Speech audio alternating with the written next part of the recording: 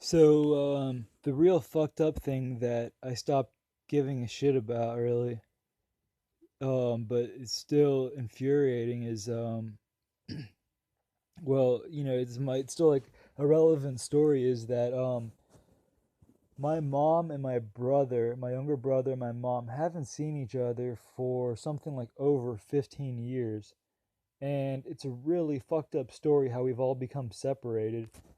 And, well, it has to like when we were kids living in Orlando, we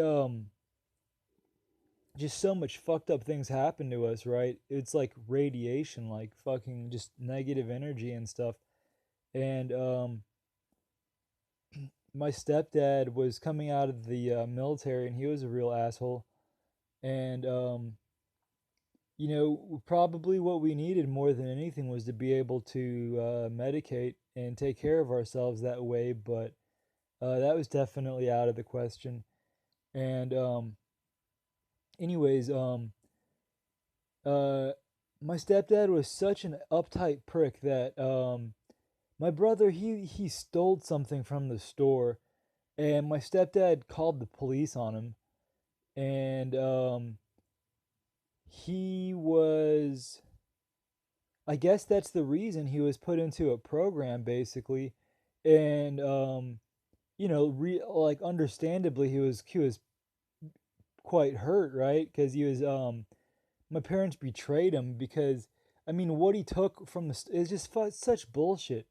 So they kept him in a program, and they never let him come home, right? They This was I think the same shit that they did to me, but I was like, okay, I was a little bit older, and I was able to see that like I'm never gonna get out unless I just go along with it. So, I did that, and finally they after like 4 months in this program, they let me out. But my brother, they kept in there for 2 years till he was about 15. At which point they were like, okay, well, he's gonna have to stay there until he's 18. Like they wouldn't take him back, or um, he can go live with his with our dad here in Japan.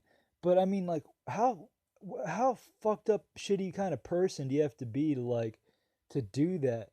Like my mom, like I mean, she was just so fucked up by then already. I mean, I guess she had like PTSD from my dad beating her and shit. And then, but here's the fucking twisted part: her best friend is this lady, Tish, right? She lives in Tampa, and she's like some kind of director for children and families, right? Or DCHS or whatever it's called, Department of Children and Families, or it used to be called HRS, right?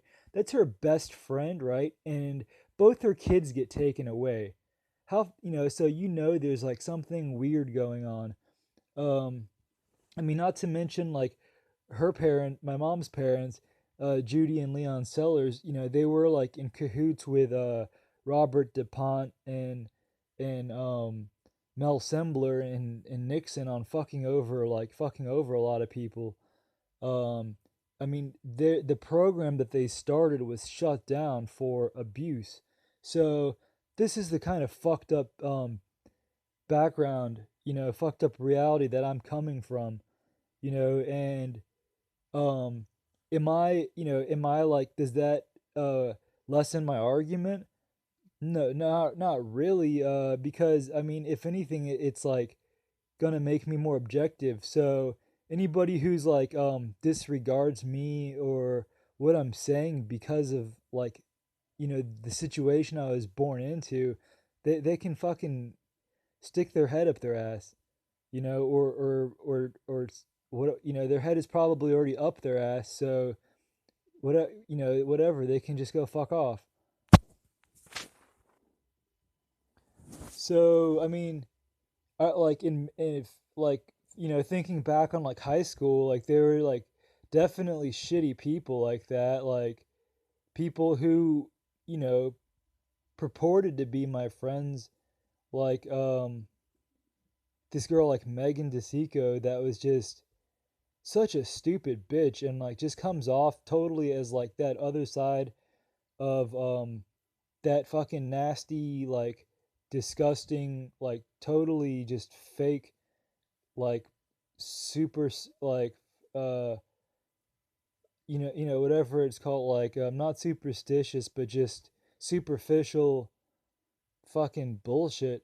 And then like this girl Brittany goes and gets a nose job because she's so fucking insecure. I mean, it's just so fucking stupid. Like, um, and fuck, like, and nobody like wants to talk about it because it's supposed to be like not proper or like private or some bullshit. All the while, like some other families are just like making all this money off of like selling like dead chickens to like the schools and stuff like that. And so I mean, so well, there's like this Coca-Cola factory in St. Petersburg, and that's where my my grandfather's parents, they used to have a dairy farm.